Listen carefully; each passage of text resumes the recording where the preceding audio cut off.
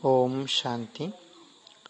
आज का तारीख 13 जुलाई 21 का प्रातः मुरली बाप दादा मधुबन। ओम शांति। मीठे बच्चे, शिव बाबा को यह भी लालसा नहीं कि बच्चे बड़े होंगे तो हमारी सेवा करेंगे। वह कभी बूढ़ा होता नहीं। बाप ही है निष्काम सेवाधारी। प्रश्न: भोलानाथ शिव बाबा हम सब बच्चों का बहुत बड़ा ग्राहक है, कैसे? उत्तर: बाबा कहते हैं, मैं इतना भोला ग्राहक हूँ जो तुम्हारी सब पुरानी चीजें खरीद कर लेता और उसके रिटर्न में सब नई नई चीजें देता हूँ। तुम कहते हो बाबा यह तन मन धन सब आपका है, तो उसकी एवज में तुम्हें ब्यूटीफुल तन मिल जाता, अपार धन मिल जाता। गीत भोलानाथ से निराला। ओम शांति। यह भक्ति मार्ग में गीत गाते हैं। जो भी गीत है सब भक्ति मार्ग के हैं। उनका भी अर्थ बाप समझाते हैं। बच्चे भी समझ जाते हैं कि भोलानाथ किसको कहा जाता है। देवताओं को भोलानाथ नहीं कहेंगे। गाया हुआ है, सुदामा ने 2 मुट्ठी अन्न की गाया हुआ है, सुदामा ने 2 मुट्ठी अन्न की दी तो महल मिल गए, तो भी कितने समय के लिए? 21 जन्म के लिए। अब बच्चे समझते हैं कि बाप आकर के भारतवासियों को बरोबर हीरे जवाहरों के महल देते हैं। किसकी एवज में देते हैं? बच्चे कहते हैं बाबा यह तन मन धन सब आपका है, आपका ही दिया हुआ है। किसको बच्चा पैदा हुआ तो कहते हैं भगवान ने दिया। धन के लिए भी कहते हैं भगवान ने दिया। कहने वाले कौन है? आत्मा भगवान अर्थात बाप ने दिया। बाप कहते हैं सब कुछ तुमको अब देना होगा, उसकी एवज में हम तुमको बहुत ब्यूटीफुल धन ट्रांसफर कर देंगे, अपार धन देंगे। लेकिन किसको देंगे? जरूर बच्चों को ही देंगे। लौकिक बाप से अल्पकाल के लिए धन मिला है, बेहद का बाप हमको बेहद का वर्षा देंगे। बाप समझाते हैं ज्ञान और भक्ति में रात दिन का फर्क है। भक्ति में अल्पकाल के लिए मिलता है, धन है तो सुख है। धन के बिगर मनुष्य कितने दुखी होते हैं बच्चे जानते हैं। बाबा हमको अथाह धन देते हैं, इसलिए खुशी होती है। सुख दाम में तो सुख ही कोई कम नहीं, सुख दाम में तो सुख की कोई कमी नहीं। हर एक को अपनी अपनी राजधानी है, उसको कहा जाता है पवित्र गृहस्थ आश्रम। तो बाप कितना भोला है, क्या लेते हैं और क्या देते हैं। कितना अच्छा ग्राहक है बाप। यूं भी बच्चों को तो बाप ग्राहक ही है। बच्चा पैदा हुआ और सारी मिल्कियत उनकी है। वह होते हैं हद के ग्राहक। यह है बेहद का भोलानाथ, बेहद के बच्चों का ग्राहक। बाप कहते हैं मैं फरनदाम से आया हूँ, पुराना सब कुछ तुम्हारे लेकर नई दुनिया में तुमको सब कुछ देता हूँ। इसलिए दाता कहा जाता है। दाता भी इन जैसा और कोई नहीं। निष्काम सेवा करते हैं। बाप कहते हैं मैं निष्कामी हूँ, मेरे को कोई भी लालसा नहीं। ऐसे तो नहीं कहता हूँ कि बच्चों का काम है बूढ़े बाप की संभाल करना, क्योंकि हमने तुम्हारी संभाल की है। नहीं, यह कायदा होता है बाप बूढ़ा हो तो बच्चे उनकी संभाल करें। यह बाप तो कभी बूढ़ा होता नहीं, सदैव जवान है। आत्मा कभी बूढ़ी होती नहीं। यह तो जानते हो लौकिक बाप बच्चों में उम्मीद रखते हैं कि हम बूढ़ा होगा तो बच्चे हमारी सेवा करेंगे।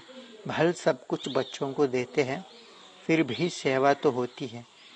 यह शिव बाबा कहते हैं मैं हूँ ही अभोक्ता, मैं कभी खाता ही नहीं हूँ।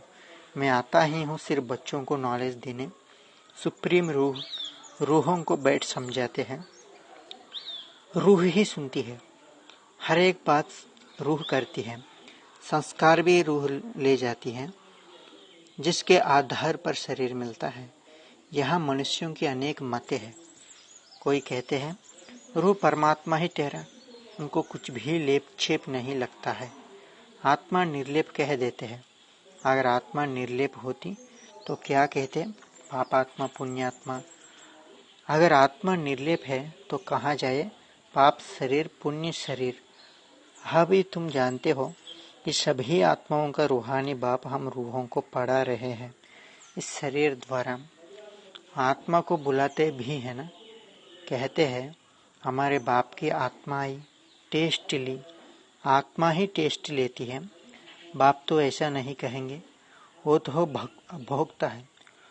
वो तो अभोक्ता है। ब्राह्मणों को खिलाते हैं, आत्मा आती है, कहाँ तो विराजमान होती होगी। ब्राह्मणों को खिलाना भारत में कॉमन बात है। आत्मा को बुलाते हैं, उनसे पूछते हैं, फिर कई बातें उनकी सच्ची भी निकलती है। यह पित्र आदि खिलाना, यह भी ड्रामा में नूंद है। इसमें कोई वंडर नहीं खाना चाहिए। बाप नटशेल में ड्रामा के राज को बताते हैं। डिटेल तो इतनी ड्रामा की समझाने दे नहीं सकते। एक एक की समझाने में ही वर्ष लग जाए। तुम बच्चों को बड़ी सहज शिक्षा मिलती है।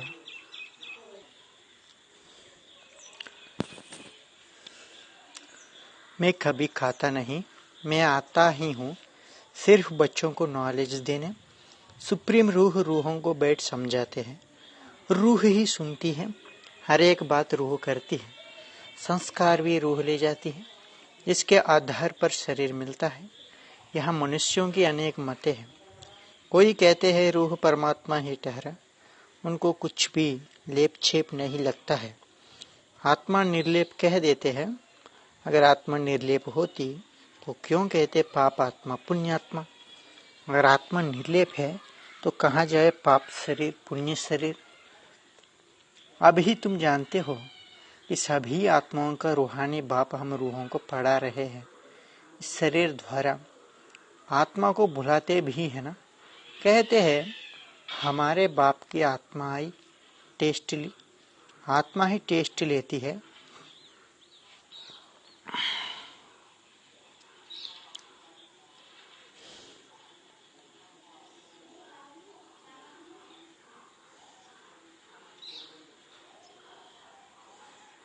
यह पित्र आदि खिलाना, यह भी ड्रामा में नूंद है।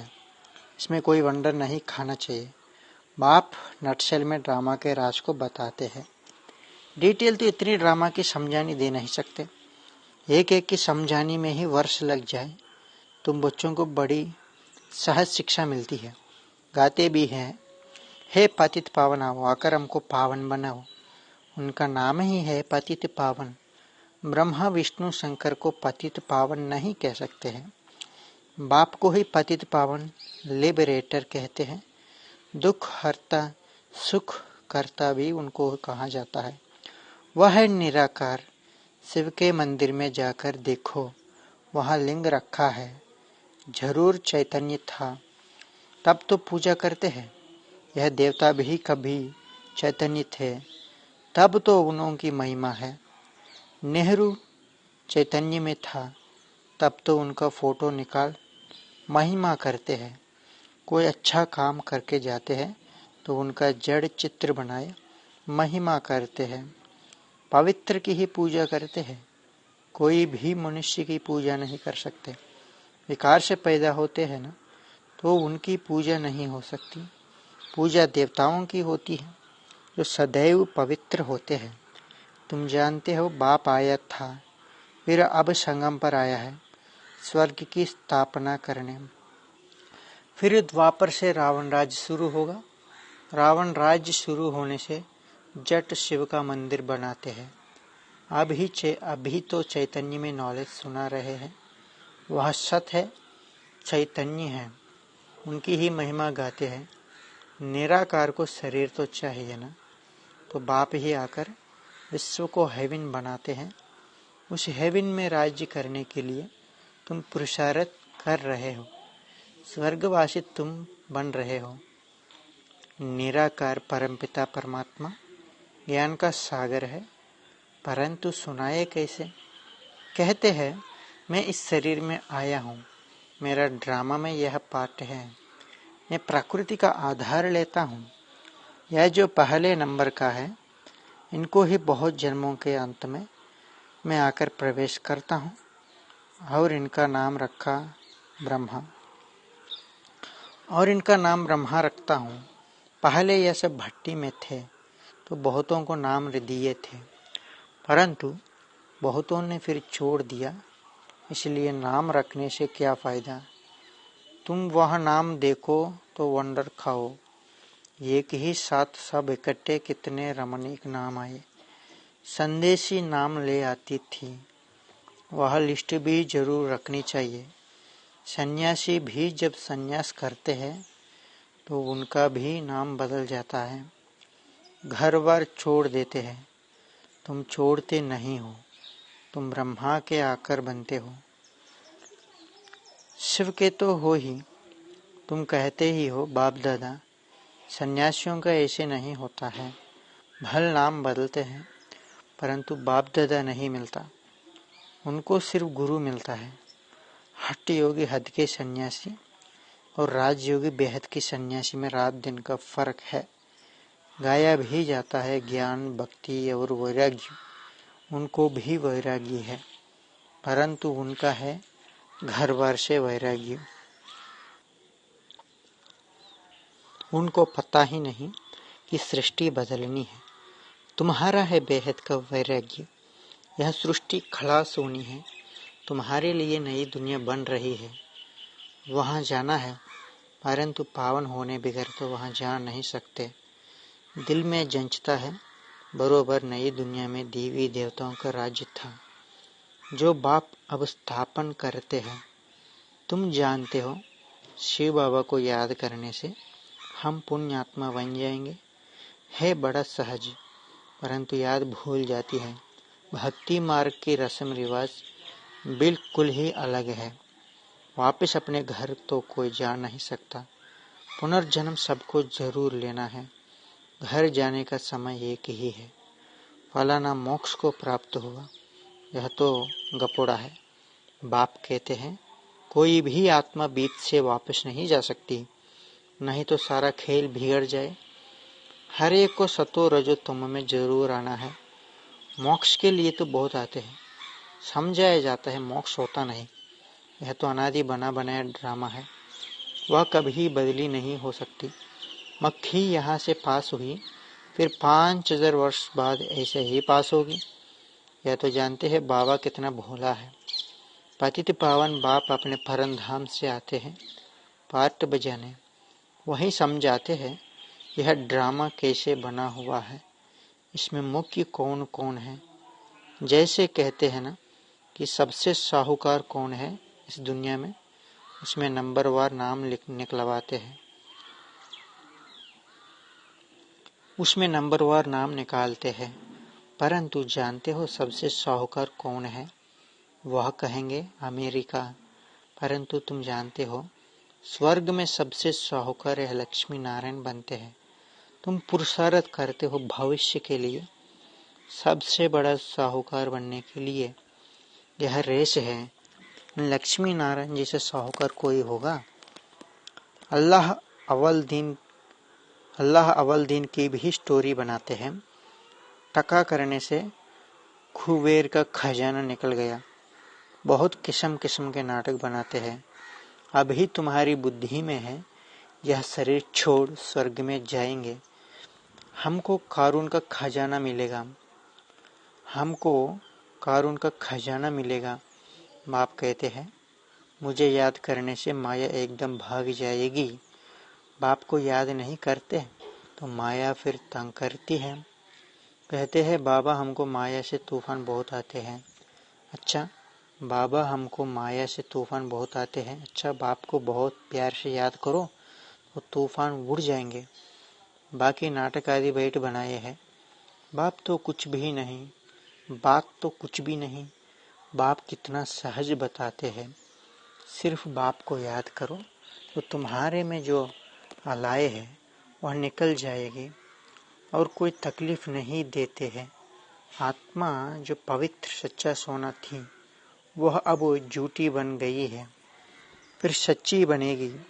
इसी याद अग्नि से आग में डालने बगैर सोना पवित्र हो न सके, तो इसको भी योग अग्नि कहते हैं। है याद की बात, वो लोग तो अनेक प्रकार का हठ योग सिखलाते हैं। तुमको तो बाप कहते हैं उठते बैठते याद करो। आसन आदि कहाँ तुम लगाएंगे? आसन आदि कहाँ तक तुम लगाएंगे? यह तो चलते फिरते काम करते याद में रहना है। भल बीमार हो तो यहाँ लेटकर भी बाप को याद कर सकते हो। शिव बाबा को याद करो और चक्र फिराओ बस। उन्होंने फिर लिखा है, गंगा का तट हो अमृत मुख में हो। गंगा के किनारे तो गंगा जल ही मिलता है, इसलिए मनुष्य हरिद्वार में जाकर बैठते हैं। बाप कहते हैं तुम कहाँ भी बैठो, भल बीमार हो, सिर्फ बाप को याद करो, स्वदर्शन चक्र फिराते रहो, तब प्राण तन से निकले। यह प्रैक्टिस करनी पड़े। उस भक्ति मार्ग की बातों में और उस ज्ञान मार्ग की बातों में कितना रात दिन का फर्क है। बाप की याद से तुम स्वर्ग के मालिक बन जाएंगे। और तो लड़ाई वालों को कहते हैं जो युद्ध के मैदान में मरेगा वो स्वर्ग में जाएगा। वास्तव में युद्ध यही है। उन्होंने कौरवों पांडवों का लश्कर दिखाया है। महाभारत लड़ाई हुई, फिर क्या हुआ? रिजल्ट कुछ भी नहीं, बिल्कुल ही घोर अंधियारा है। कुछ भी समझते नहीं, इसलिए अज्ञान अंधियारा कहाँ जाता है। बाप फिर रोशनी करने आया है, उनको ज्ञान का सागर नॉलेजफुल कहाँ जाता है। अभी तुमको भी सारा ज्ञान मिला है, वह है मूल वतन जहाँ तुम आत्माएं रहती हो। उनको ब्रह्मांड भी कहाँ जाता है। यहाँ रुद्र यज्ञ रचते हैं, तो बाप के साथ साथ तुम आत्माओं की भी पूजा करते हैं, क्योंकि तुम बहुतों का कल्याण करते हो। बाप के साथ तुम भारत की खास और दुनिया की आम रूहानी सेवा करते हो, इसलिए बाप के साथ तुम बच्चों का भी पूजन होता है। बाप के साथ तुम भारत की खास और दुनिया की आम रूहानी सेवा करते हो, इसलिए बाप के साथ तुम बच्चों का भी पूजन होता है। अच्छा, मीठे मीठे सिकी लधे बच्चों प्रति माता पिता बाप दादा का याद प्यार और गुड मॉर्निंग। रूहानी बाप की रूहानी बच्चों को नमस्ते। आज धारणा का मुख्य सार है। ज्ञान की धारणा के मुख्य सार। पहला, माया के तूफानों को भगाने के लिए बाप को बहुत बहुत प्यार से याद करना है। आत्मा को योग अग्नि से सच्चा सच्चा सोना बनाना है। दूसरा, बेहद का वैरागी बन इस पुरानी दुनिया को भूल जाना है। दुनिया बदल रही है, नई दुनिया में जाना है, इसलिए इससे संन्यास ले लेना है। वरदान, ज्ञान की पॉइंट्स को हर रोज रिवाइज कर समाधान स्वरूप बनने वाले बेगमपुर के बादशाह भाव विस्तार। ज्ञान की पॉइंट्स जो डायरियों में अथवा बुद्धि में रहती है, उन्हें हर रोज रिवाइज करो और उन्हें अनुभव में लाओ, तो किसी भी प्रकार की समस्या का सहज ही समाधान कर सकेंगे। कभी भी व्यर्थ संकल्पों के हैमर से समस्या के पत्थर को तोड़ने में समय नहीं गवाओ। ड्रामा शब्द की स्मृति से हाई जंप दे आगे बढ़ो, फिर ये पुराने संस्कार आपके दास बन जाएंगे। लेकिन पहले बादशाह बनो, तख्त नशीन बनो। स्लोगन, हर एक को सम्मान देना ही सम्मान प्राप्त करना है। हर एक को सम्मान देना ही सम्मान प्राप्त करना है। ओम शांति।